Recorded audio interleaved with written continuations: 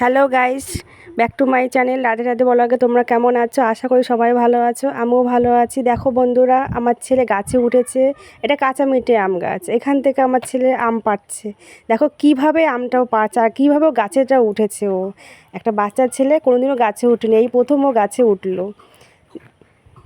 আজকের ভিডিওটা এই জন্য করা, বড্ড গরম পড়েছে, এত গরম পড়েছে। আমার ছেলে বলছে মা আম মাখা করো, সেই জন্য আমার ছেলেটা গাছে উঠেছে আর গাছে উঠে আমগুলো পাড়ছে। এখনই আমরা আম মাখা করব। আমার ছেলের আম প্রায় প্রায় শেষ হয়ে গেছে। দেখো আমটা পারলো তো, অনেক আমই পেরেছে, কিন্তু কাঁচা মিঠা আমে তো অতটা টেস্ট আসে না, সেই জন্য আমরা বাগানের দিকে যাচ্ছি। দেখো আমাদের এই বাগানটা, এই যে আমাদের উঠোনটার থেকে হেঁটে হেঁটে আমরা এখন বাগানের দিকে যাচ্ছি, আমি আর আমার ছেলে। এখানে কাটাকুটি আছে, কিন্তু সেখান থেকে দেখে দেখে আমরা যাচ্ছি। যেতে যেতে পায়ে দেখছি না জোক আছে কিনা ভাবছি, পাশেই তো অনেক জোক আছে, তাই জন্য জামাটা একটু উঁচু করে নিলাম। ব্যাস, একটা ছেলে গাছে উঠলো, সে আম পেড়ে নিচে ফেলিয়েছে। সেখান থেকে নিয়ে একটা একটা করে আমার আম কুড়ালাম। ও গাছের মাথায় উঠে আমগুলো পাড়ছে। এই আম কুড়ানো প্রায় শেষের দিকে চলে এসছে। দেখো এই যে অনেকগুলো আম নিয়ে গেছে ঘরে, আর দুটো আম আমার হাতে রয়েছে। ওই দেখো আরেকটা আম পড়েছে, ওই আমার ছেলে হাতে দিয়ে দিল আমগুলো। চলো বাবা, আমরা এখন বাড়ি যাই। এই যে আমি আমগুলো নিয়ে বাড়ির দিকে যাচ্ছি, আমার ছেলে আমার পিছন পিছন যাচ্ছে, তার সাথে আরেকটা বাচ্চা ছেলে আমাদের পাশে, সেও যাচ্ছে আমাদের পিছন পিছন। চলো এখন আমরা আমগুলো নিয়ে বাড়ির দিকে যাচ্ছি, নাচতে নাচতে বাড়ির দিকে যাচ্ছি আমরা। আম পাড়া হয়ে গেছে, এখন আমগুলো একটা জায়গায় রেখে দিই। এই যে আমাদের বেঞ্চ আছে, বেঞ্চের উপর রেখে দিলাম। এরপর চলে এলাম আমাদের এই গাছে, লেবু গাছ আছে। দেখো কত সুন্দর সুন্দর পাতা, সেখান থেকে লেবু পাতাগুলো ছিঁড়ছি এক এক করে, একটু বেশি করে লেবু পাতা ছিঁড়ে নিলাম। চলো লেবু পাতাগুলো রেখে দিই। এবার আমার একটা পাশে বাড়ি একটা বোন আছে, সে চুপচাপ বসে ভেঙাচ্ছে, ও আম মাখা খেতে এসেছে। চলো দেখো এবার আমগুলো নিয়ে একটা গাবলার মধ্যে রেখে দিলাম, সেখান থেকে রেখে এবার আম কাটতে আমি বসে গেছি। দেখো আমটা বেশ বড়, কত সুন্দর আমটা। দেখো এই আমটা খেতেও টেস্ট, কারণ এই আমটা ফজলাম। এই দেখো আমার পাশে বাড়ির ছেলে ওকে হাই বলছে, এই যে আমার ছেলে হাই বললো, টাক মাথা আমার ছেলে। টাক করে দিয়েছি কেন, প্রচণ্ড গরম পড়ে গেছে, ওই জন্য ছেলেকে টাক করে দিয়েছি। আর এই যে আমি আম কাটতে বসেছি। ছোট্ট একটা মিষ্টি গ্রাম, আর এই গ্রামেই আমার জন্ম। গ্রামের সাথে আমার কতই না স্মৃতি জুড়ে আছে। সত্যি মাঝে মাঝে মনে হয় সেই ছোটোবেলায় যদি ফিরে যেতে পারতাম, তাহলে এই আনন্দটা ধরে রাখতে পারতাম। কিন্তু আমার শ্বশুর বাড়ি তো শহরে, ওখানে আমি এই আনন্দটা না করতে পারি না, সেই জন্য আমি বাপের বাড়ি আসি, কিছুদিনের জন্য আমি একটু আনন্দ করতে আসি। চলো বন্ধুরা, তোমাদের সাথে গল্প করতে করতে না আমার আম কাটাটা শেষের দিকে হয়ে গেছে। আম কাটা তো হয়ে গেল, এবার আমগুলো না সুন্দর করে ধুয়ে নেব জল দিয়ে। দেখো জল দিয়ে আমগুলো আমার ধোয়া হয়ে গেছে। এবার আমগুলো ধোয়া হয়ে গেছে, এবার আমগুলোটাকে না কুচিয়ে নেব, ভালো করে আমগুলো কুচিয়ে নেব। কিন্তু আমার ছেলে এদিকে না খুব বিরক্ত করছে, এত বদমাইশি করছে যে আম কুচাতেই পাচ্ছি না। আর এই যে আমার একটা বোন, সে আম খাওয়ার জন্য না হা করে বসে যায়, আবার হাইও করছে। দেখো অন্যরা হাইও করছে, তার মধ্যে আমটা কুচিয়ে নিচ্ছি, কিন্তু আমার ছেলে আমাকে আম কোচাতেই দিচ্ছে না। ও বলছে মা আমি করব বলে এতই না বিরক্ত করছে। আর আমার মতন টক খেতে তোমরা কে কে ভালোবাসো, অবশ্যই কমেন্ট করে কিন্তু জানাবে, আমি দেখবো যে তোমরা কে কে আমার মতন টক খেতে ভালোবাসো।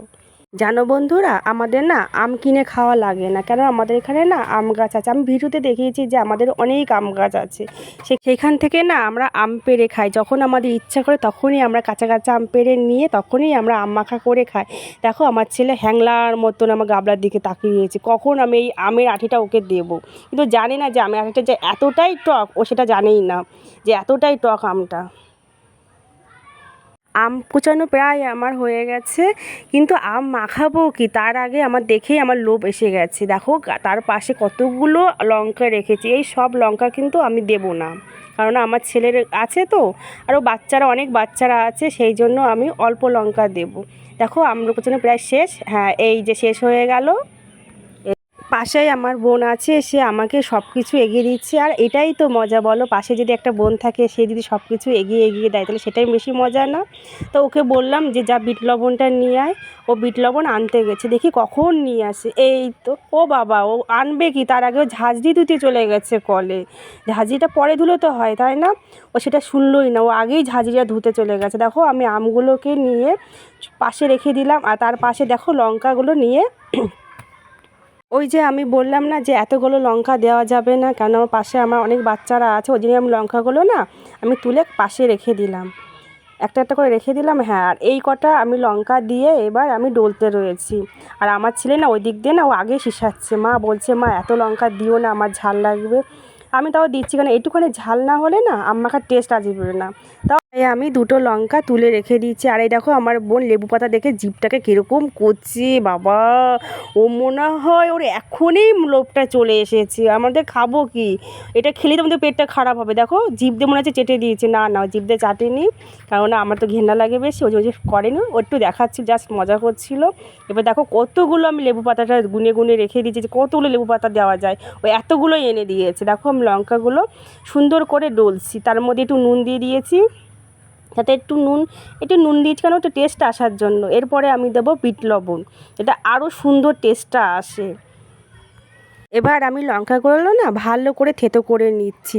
আর জানো তো বন্ধুরা, এই লঙ্কাগুলো কিন্তু আমাদের গাছেরই লঙ্কা, কারণ আমার মা এই লঙ্কা গাছগুলো লাগিয়েছে আর আমি সেখান থেকে তুলে নিয়ে এসেছি। আর জানো তো বন্ধুরা, শুধু এই না, আমাদের অনেকগুলো গাছ, বিভিন্ন ধরনের গাছ লাগানো আছে, আমার মা কিন্তু সব ধরনের গাছগুলো লাগায়।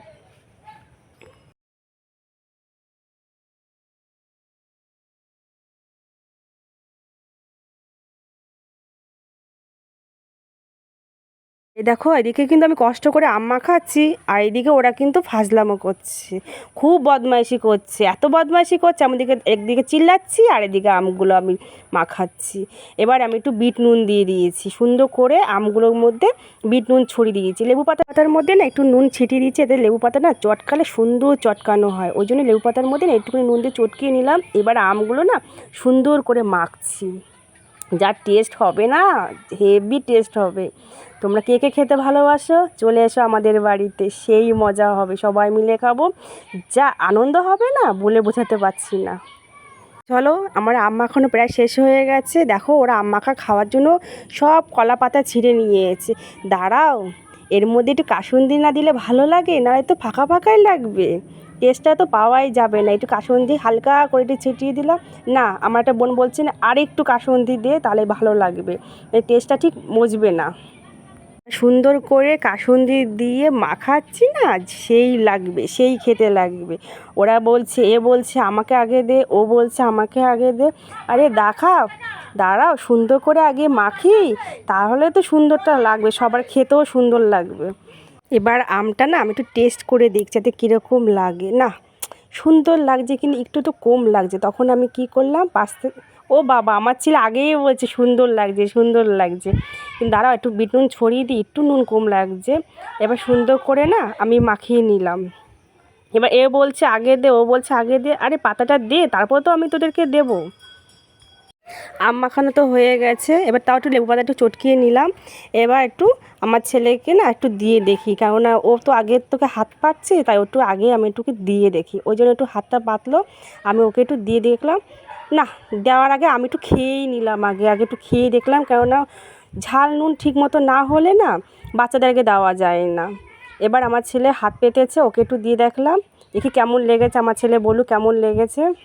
ও বাবা, ও বলছে আগে একটু কলা পাতা ছিঁড়ে দিতে, ও কলা পাতাতে খাবে, আরে হাতেটা শেষ করার আগে তারপর তো কলা পাতায় খাবি। হ্যাঁ, একটু খেয়ে দেখলো, ও বাবা জিভটা কীরকম করছে, মুখটা কেমন করছে। এবার আমার একটা বোন, ওই যে সেই বোনটা, এবার ওকে একটু আমটা দিয়ে দেখলাম, ও বলছে কেমন হয়েছে বলবে, এবার খেয়ে দেখি। ও বলছে সুন্দর হয়েছে, জাস্ট ফাটাফাটি। ও তো হাত ঝাড়িয়ে দিচ্ছে কারণ একটু ঝালটা একটু বেশি হয়েছে বলে।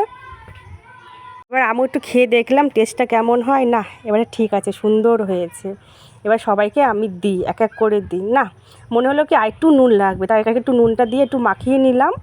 নেওয়ার পরে এবার আমি সবাইকে দেবো, সবার কলা পাতা ছেঁড়া হয়ে গেছে, এবার সবাইকে আমি দিয়ে দেবো এক এক করে। এই তাড়াতাড়ি চলে আয় তোরা, তো ওরা সবাই দাঁড়িয়ে আছে, এবার কে কে খাবে বলছি, তাও ভাবছি না একটু খেয়ে দেখি। খেয়ে দেখলাম, এরপর আমি একটুখানি দিলাম আমার পাশের একটা বোন, সে একটু নিল, এবার আমার ছিল হাত পেটেছে, আমি তাকে একটু দিলাম। আম মাখা তো হয়েই গেল, এবার এই বাবা গাবলা তো ফাঁকা হয়ে যাচ্ছে, আম মাখা কই।